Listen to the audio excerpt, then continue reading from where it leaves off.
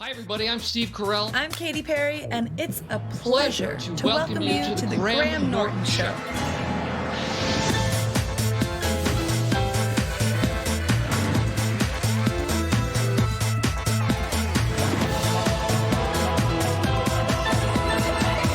Good evening and welcome to the show. It's a bank holiday weekend, hurrah. Hope you've got some nice things planned. Maybe you've got a family baptism to go to. How to splash the holy water on the child while maintaining social distance? That's how. Maybe you're going to pop down to the allotment, before crops get too big. Too late. If you're planning on eating in the garden, why don't you get one of those barbecue icebox sets? Everything tastes delicious. Or maybe you could just set up a pool in the back garden. Hope it gets out before the recycling man comes. Remember, if you are going to the beach, you must maintain social distancing. But how to make sure everyone stays 2 meters away? You could try that, or this. 10-foot pole, anyone? Happy bank holiday. Hey, we've got a great show for you tonight. The very funny and talented Steve Carell is with us from 50 Shades, Dakota Johnson, our good friend Alan Carr, and a special home performance from singer-songwriter John Legend. But we begin with a global superstar who sold over 140 million records. It's Katy Perry. Hi, Katy. Hello, Graham. It's so nice to see you in this virtual insanity. Yes, now you look like you're in one of those photo booth things. It's just a corner of my master bedroom, and if I were to turn this camera around, it wouldn't look as glamorous, so I'm not going to do that. You're Katy's space. Listen, I am being resourceful. It's a real dedication to be a pop star during a pandemic, okay? But the other weird thing is, don't you have like nephews and nieces and things living with you? So I have a 3-year-old and a 6-year-old. And then my brother had a baby. He was with us for 7 weeks. He had an 8-month-old. And then Orlando has a son who's 9. So I'm really learning how to be a mom quick, fast. Yeah, because of course, I mean, it must be weird being around all these children while you're hatching one yourself. Not weird. I mean, I'm like kids gravitate, to me and my music and my visualization. So I'm used to it, but I'm not used to being woken up like by them early in the morning at 7 o'clock in the morning, just them looking at me by the side of my bed, just going red rum, red rum, red rum. Get used to it. But we now know you're having a little girl. This is right. And now you posted this picture of your gender reveal party. So tell me this. What's on Orlando's face? Is that cake? Is it icing? What is that? It's pink icing because I thought it would be funny to do a fake cake reveal. So, you cut the cake and you get the color and there's no color and he's kind of confused. And then all of a sudden you come around with like a pink pie and you just go and that's what happened. And that's how we found out it was a girl. And now I'm having a Yay! Oh, look at that. We've got a guest and a half on the show. Yes, you get a twofer, Graham. But you're not just creating new life. No, you're still working. So American Idol just finished at the weekend. Yes, it actually just finished last night. We crowned our American Idol and it was fantastic. We did 4 weeks of remote filming and I thought it was amazing with all the things, all the variables we had to consider. And as part of the show, you dressed appropriately. We've got some pictures of you. There you are as hand sanitizer. Well, I wanted to maintain the highest level of safety for our show, And if anyone was wondering who was buying all the toilet roll in LA, apparently it was you. I just thought, man, it sure is going to get a little bit linear, let's say linear filming from home. So how do we make this interesting? How do we spice it up and keep people smiling? But you're also making new music yourself. That's right. Daisy's the new single, right? Yes, it just came out on Friday. And it's a simple message of staying true to your dreams, no matter what anyone says or nasty comment anyone leaves on your Instagram. In the pandemic, it took on a whole new meaning.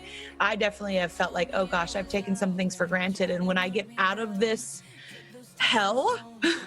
I'm going to live my best life 2.0. And, I'm going to do all those things that I maybe put on a shelf and thought were so accessible at any time. And so I hope that this song can be kind of the soundtrack to that 2.0 lifestyle that everybody, I think, is dreaming about right now. They tell me that I'm crazy, but I'll never let them change me. So they cover me in daisies, daisies, daisies. Wow, beautiful. I'm applauding. Thanks. Me and the nation. It's very raw. I mean, it wasn't exactly what I was planning on doing, but I guess it is interesting if you've never been so raw. Like usually I'm like, I'm Hollywood. I put the hoe in Hollywood for sure. I think it's beautiful. It's really gorgeous. I was thinking those daisies were delivered in the back of a truck. That's thousands of pounds. You know what they are? I don't even know if they're daisies, to be completely honest. I think they're canyon sunflowers, but you just, you got to do what you got to do. And now this is going to be on the new album. When can people expect the new album to happen? Yes, the new album comes out August 14th with more songs before that. Okay. And I thought that was a rug the whole time. Is that a dog?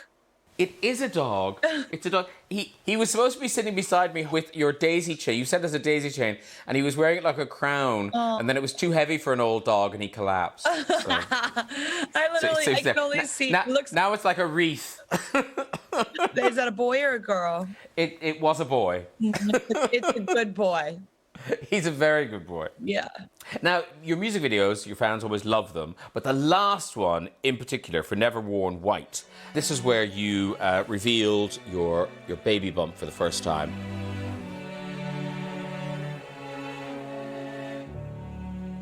Aww. I mean, you must have known you were going to cause a sensation with that. And to be honest, that was really early on, so I think half of that was Taco Bell. Yeah, I mean, I thought, okay, what better way to, release big information, big news in my own life, especially to my fans who've been following me since I was almost a teenager, really, and grown up with me. It's kind of like we've been on this journey together. I thought, do it via music. Yeah. Well, to say your fans were happy for you is an understatement. We've got some clips of fans who filmed themselves seeing the baby bump for the first time. Here we go. Okay, am I off? She's holding her tummy. Is she pregnant? Is she pregnant? Is she? Don't believe it when you mean no. She's pregnant! Oh my god!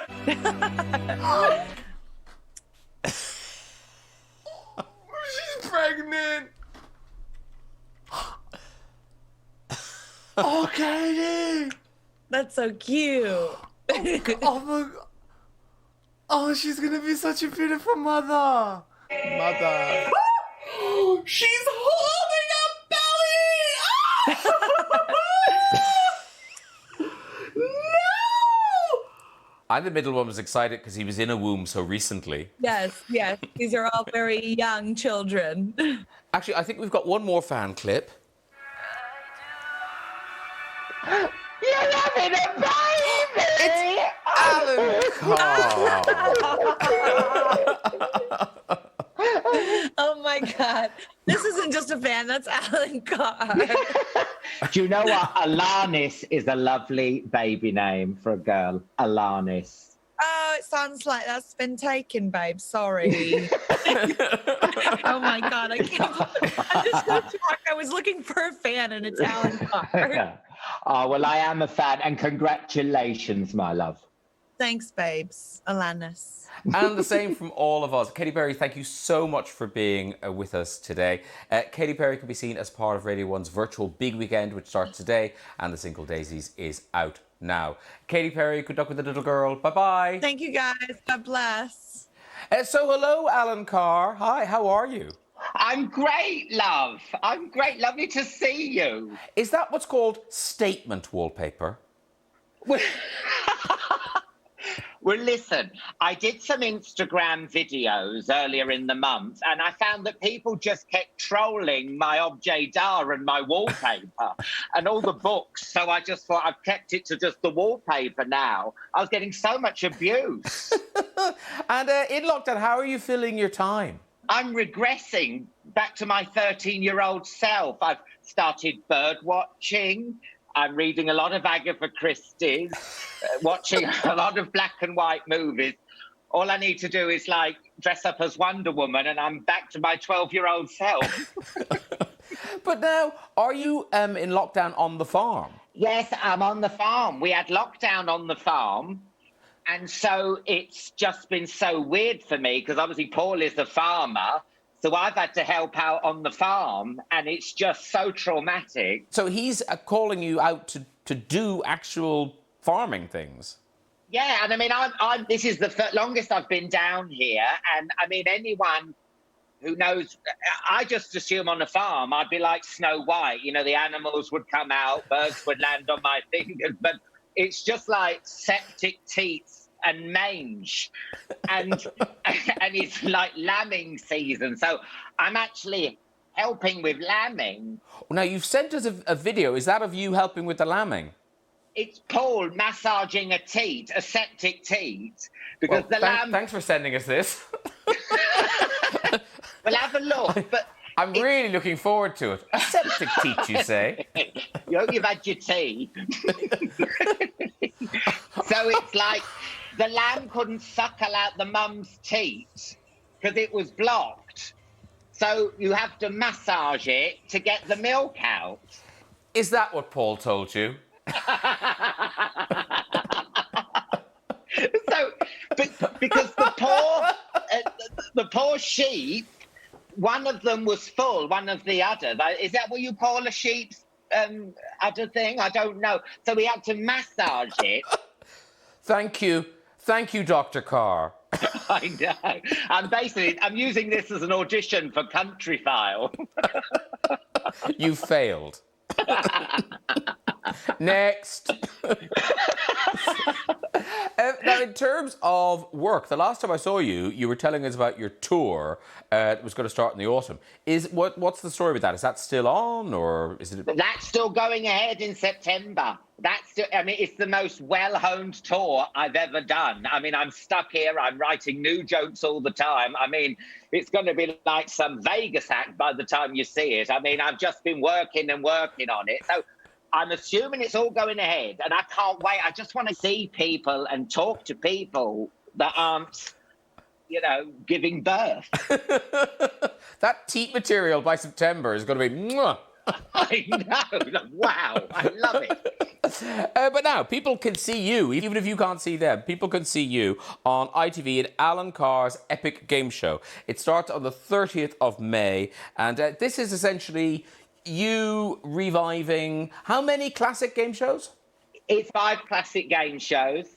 It's The Price is Right, Play Your Cards Right, Take Your Pick, Bullseye, and Strike It Lucky. And they've all been given steroids. They're all supersized, totally all up to date and everything. And it's perfect for lockdown. It's nostalgic, a lot of fun, a lot of energy. I think you're going to absolutely love it. I hope I've done everyone proud. Aw, I feel I'd watch it for the audience alone. But you know what, Graham? It's so funny because the non-darts player on Bullseye? They were always rubbish. They are still rubbish. And you think... You'd have a little practice, wouldn't you? You'd have a little go before you come on, because they're really good prizes. But no, you throw the pointy bit of the dart. That's it. But it's a whole load of nostalgia. You'll absolutely love it. It's so much fun. And of the game shows you did you have a favourite? I love Play Your Cards Right. Loved it. Because actually, that is one of the ones that stands the test of time. Because it's so simple and fast. And you realise that, with Sir Bruce Forsyth, he's sort of in your DNA because I just grew up with him. And I found myself going, did I do well? And, good game. And you're like, no, Alan, and you're not. But it's like the spirit of him got inside you, Well, look, I tell you what, should we have a burst of Play Your Cards Right? I'd love that. Okay, well, look, I think our next guest is on the line. Look, from 50 Shades, it's Dakota Johnson. Hello, Dakota. Hi. Oh, hello. She is mad keen to play your cards right. So, do you know how to play this, Dakota? No, but yes, let's go. Alan, do you know how to play it? Well, I should do, but I've got this chopping board and I'm going to put the cards on here and hopefully they won't slide off. It's actually resting on my tits. Your ample bosom. Right, okay, what about that? Can you see them now? Yes. Okay, Dakota, I'm going to show you a card, yeah? The 9 of clubs. Okay, got it. So, is the next card here higher or lower than the 9 of clubs? Higher. Higher. Yes, it's a king. Higher or lower than the king, Dakota? Lower. Lower than a king. It's a 10. You're so on a roll, Dakota. Higher or lower than a 10? Lower. Lower than a 10? Is it lower than a 10? Oh, it's a king. Oh, shit. Oh, I'm Oh. so sorry. You haven't won an all-inclusive holiday to Benidorm. You couldn't go anyway because of lockdown. Sorry. Thank you so much, Alan. Epic Game Show starts on ITV on the 30th of May, and we'll see you soon, I hope. Bye, Thank you, my Alan. love. Bye, Dakota. Bye. Bye. Bye. So Dakota Johnson, here you are at last. Never been on the show. You've been at the show. I met you backstage. I think the last time Chris was on the show. Yeah, I know. It's really exciting. I wish it was actually in person, though. Hey, next time it will be. It's our bucket list. Both of our bucket lists. Yeah. We've been in the same room. You have been posting videos, very helpful videos, almost like a public health information film of you washing your hands. Here I am cleaning my hands. There I am. We're gonna get this out. Now, my question to you is, I like to do. are those Chris Martin's hands, or do you still claim they're yours? Yeah, they're on my body. They're attached to my body. The camera adds big hands, they say. Makes them very heavy. Yeah, and hairy. So, Dakota Johnson, you have that rarest of things these days, a new movie. It's very bizarre. Feels like a dream. It's called The High Note, and here's a taste. I just wanted to take a shot. Who the hell you think you are, Missy Elliott? They don't love you, they don't love It's about trust and commitment. In the history of music, only 5 women over 40 have ever had a #1 hit, and only one of them was black. It's not over for you. I could say to settle your mind, something to prove. I know everyone is happy with me doing the same show every night. What if there's something more? I want to be a part of that. So we got an idea there of the story, Dakota, but tell us about your character, who you play, all that sort of thing. I play a young woman named Maggie, who is an assistant to a really big-time pop star singer, and she's sort of an icon. And Maggie happens to be a really incredible songwriter and producer and wants to make music. And Tracy Ellis Ross plays Grace Davis, who is this amazing, hilarious, glamorous icon. And it's a comedy, but it's really sweet, and it's the music is really great. This young woman named Sarah Aarons, who's so incredibly talented, wrote most of the music for the film, and we got to learn how to play it, and I learned how to play like 4 of the songs on piano, and the cast is amazing, and the whole thing it's a really like feel good, nice experience to watch the movie. And presumably, in the movie, Maggie's treated, quite well, but then also badly. Have you seen a lot of bad behavior over the years? I mean, I grew up with parents who are actors, and I've been around some pretty wild people, and they've done some pretty wild things. I think it's horrible, but I also, this movie, Maggie is so much the underdog, and she's extremely talented, and she has this ambition and this drive that's sort of otherworldly, and that was something that I thought was so important for people to see and young women to see, and especially in showbiz, like it takes a team to make things happen. We have like 15 people trying to help me hook up my fucking earpods to the computer. So, And failing. and failing, mostly because I'm stupid. And it struck me, there's a kind of a weird sort of connection between you and Tracy Ellis Ross, who plays Grace, because her mother was Diana Ross, and you, as you say, grew up with famous parents, Don Johnson and Melanie Griffith. Was that kind of a bonding thing between you and Tracy? I think we definitely recognize something in each other. We definitely bonded over, for sure. A lot of childhood trauma, a lot of therapy, you know. Yeah. And at a very young age, I suppose you're just around the business, you're in the business. We've got an advert, I think, you shot with your mom and your siblings. Yeah. For milk. Got milk. Wholesome fare. Do you know what's really funny about that picture is that my forehead is so big, and the lights from the photo shoot were reflecting off of my forehead, so my mom was covering it with her hand to make it look smaller. That's love, isn't it? That's why I have bangs. Wait a minute, how old were you in that picture? I don't know, 8 maybe? 8 or 9? I mean, that is terrible that at 8 you've got a complex about your big forehead reflecting light. I didn't have the complex. She obviously had the complex. I was fine with it. I was like, let her rip, y'all. And then it's not just a famous mom, your grandmother, Tippi Hedren, the Hitchcock star, and she's still with us, isn't she? She's still hale and hearty? Oh, yeah. Fantastic. She's 90. Wow.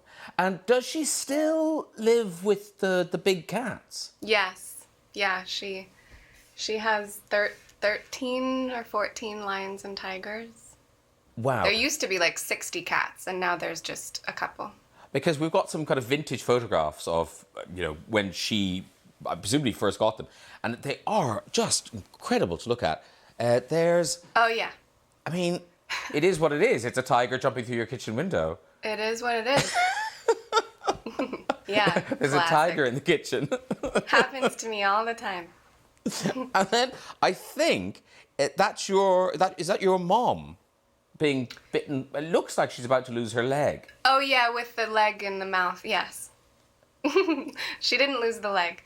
Wow, and when you were a little girl, do you remember this? Were you brought around the cats when you were a little girl? Yeah, well, I mean, by the time I was born, they were all in huge compounds, and it was a lot safer, and it wasn't as totally psycho as it was when they first started.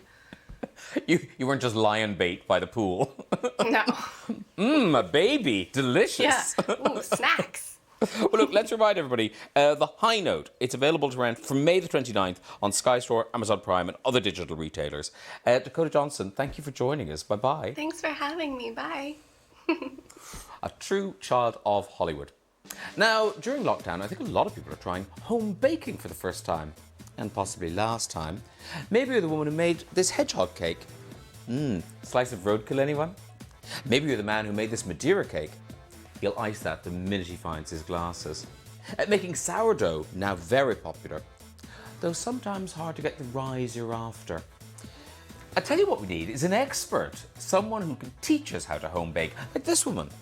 Cogen el islero y le tienen que hacer presión, ¿ya?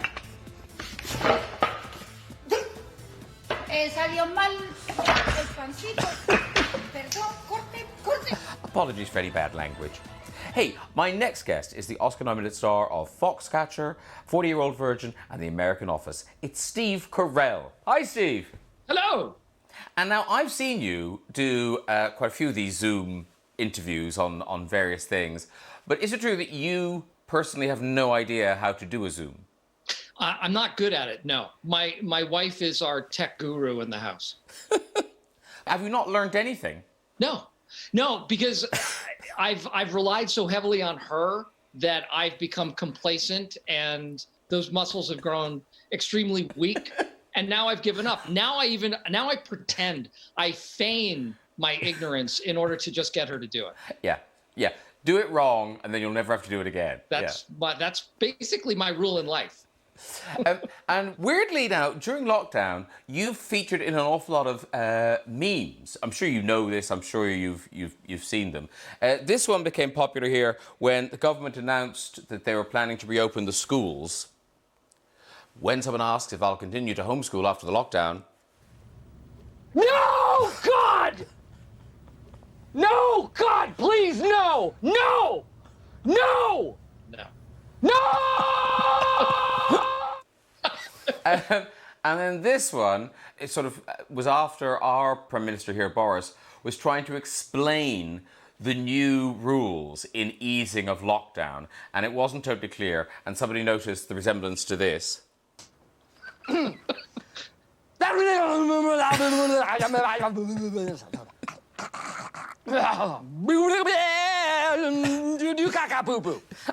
Bruce Almighty was kind of your thing, wasn't it? They continued. That was basically the first time I was ever in a movie. And the part they cut out is when Jim Carrey makes my nose start to bleed profusely, which they thought too mean of him to do as a character. And then my head bursts into flames. They had a like a gas line. It wasn't even a special effect.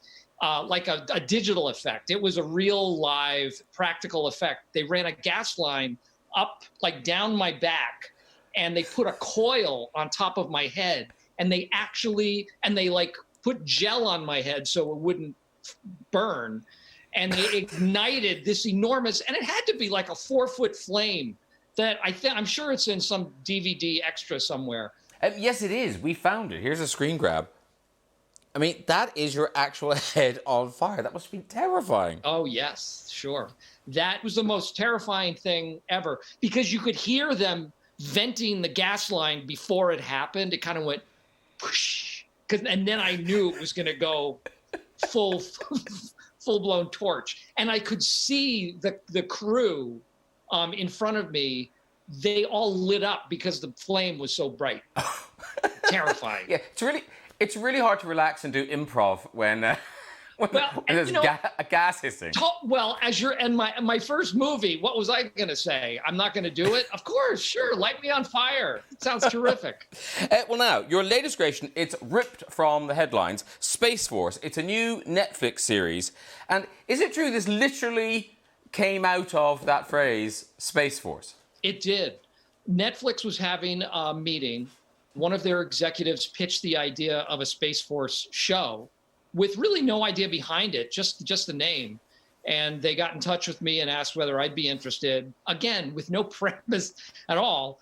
And I thought, that sounds like it would be fun. And I called Greg Daniels, who had created the American version of The Office, and asked if he would be interested in something like that, which he was instantly. So all of these people were really excited without any sort of premise, which I thought was really kind of funny. But it was fun. It was just a blank slate, and we got to create whatever we wanted out of it. All right, we've got a clip. This is you as a new general finding out about the Space Force. Our nation's internet, including Twitter, runs through our vulnerable space satellites. POTUS wants complete space dominance, boots on the moon by 2024. To that end, the president is creating a new branch, Space Force, which Mark will run. What? In close cooperation with Air Force, which Kik will still head. Oh, you've got to be kidding me. This is not a joke. His words, boots on the moon in 2024. Actually, he said boobs on the moon, but we believe that to be a typo. Brilliant stuff. And I think a lot of people here don't realize that this is a real thing. I mean, President Trump has set up a Space Force. Yeah, well, it's almost like parallel development too, because they released the pictures of their new uniforms, and then we released the pictures of our new uniforms, and they released they unfurled their flag in the White House recently, and it's so funny how certain aspects mirror each other, and how, there's differentiation for sure. But I mean, it's as if they're not taking it that seriously. I mean, when you look at their logo, they didn't try that hard. I mean, essentially, that is Star Trek. Yeah, it's pretty close. And incidentally, the people who are in charge of Space Force have been really, really nice about it, have had a great sense of humor about our show, haven't been thin-skinned at all. And So they seem to be fans so far, which is nice. But the actual general now, he didn't think you should play him, did he? No, apparently he thought Bruce Willis would have been a better choice. I read something where he said about your hair was too shaggy, and I was like, what does he mean by that? And then I saw him. Bruce Willis or Jeff Bezos could have played him. Those are his dream team. All right, Space Force, the entire series starts streaming on Netflix from May 29th.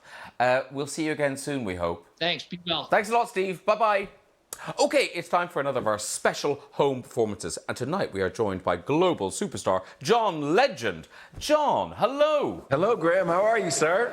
I'm very well. How are you doing? How are you coping? Doing just fine. The family's well. Everybody's doing okay over here. I feel like you've spent all of lockdown at that piano. I've seen you on several Zoom things. Sat there with your awards, tinkling the ivories. Yeah, I've been quite busy during the quarantine. But you're also having to perform for your kids are using you as well, aren't they? Oh, yes. I sing for them. I dance with them. We have dance parties here all the time. They've been testing my new music out for me. They're my focus group, and we've been having a good time. What are you performing for us tonight? It's a new song called Bigger Love. It's the title track from my album, which is coming in June. Excellent. Ladies and gentlemen, with Bigger Love, here is John Legend.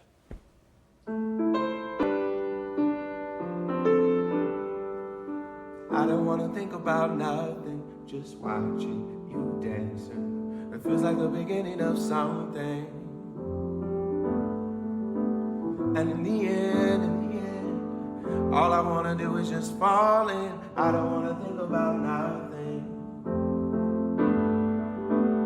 Everybody got so much to say. Every time we push it away, every day a new reason to stay. 'Cause we got a big love, won't ever give it up, no. We got a one-way ticket out, we ain't going no place but out. Nothing can stop us, no one can stop us. We got a big love. I don't wanna think about nothing. The world feels like it's crumbling. Every day another new something. And in the end, can't nobody do us in. I just wanna think about loving.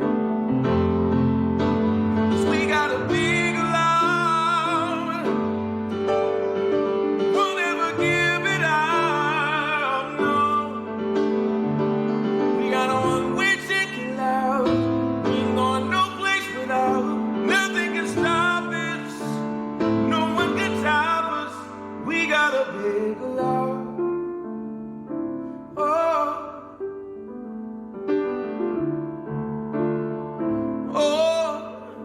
We got a big love. Stunning, John Legend. Absolutely stunning. Thank you, Graham. That is the title track of the album, which is out on the 19th of June, I believe. That is correct. And obviously this album's been in the planning for a lot longer than lockdown. But as it happens, it turns out it's quite a sexy album. Yeah, and so people are spending a lot of time with their partners, so maybe it'll inspire a little baby boom. That'd be nice. Lots of little legends running around the place. John Legend, it's been such a pleasure to have you on the show finally. Please come and see us in the flesh when we're all back in normal situations. Thanks for having me, Graham. It's a pleasure to hang out with you. Take care, John. Bye-bye. Take care. Okay, I think this time, just to squeeze in a couple of red chairs, let's see who's there. Who's up first? Hello. Hi, can you hear me? I can. You have gone all out with your set design and everything. I'm so impressed. Fan. Who needs a stupid studio? Where are you? I'm in Owen Sound, Ontario, about 2 hours northwest of Toronto. Fantastic. And what's your name? Tanya. Tanya? Okay. And did you build all this yourself, Tanya? I did. Wow. Someone has some time on their hands. Okay. Off you go with your story. Well, I'm going to tell you about a lesson I learned while teaching geography.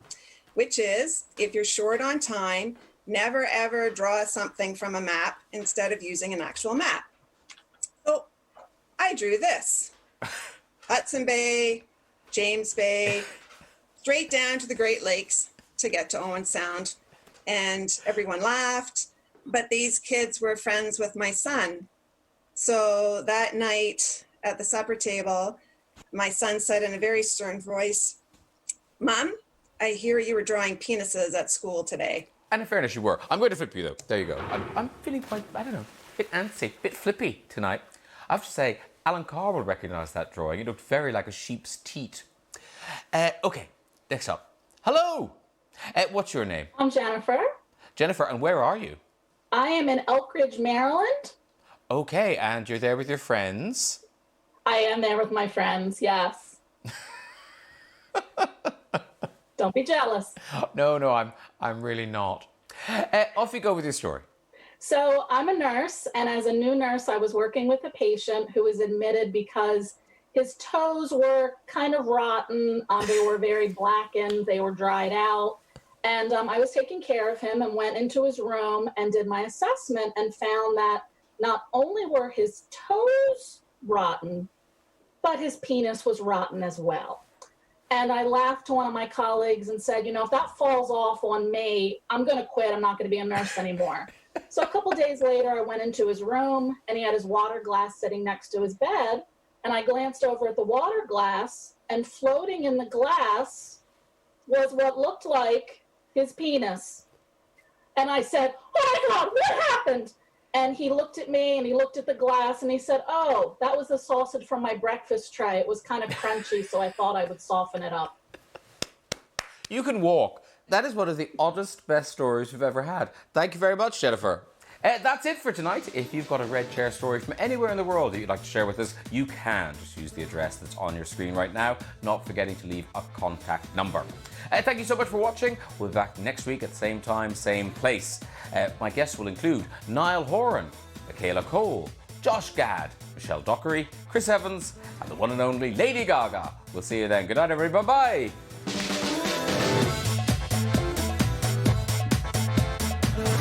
Ben Stiller and Robert Downey Jr. in what's probably the funniest war film ever made. Next on BBC One, it's Tropic Thunder.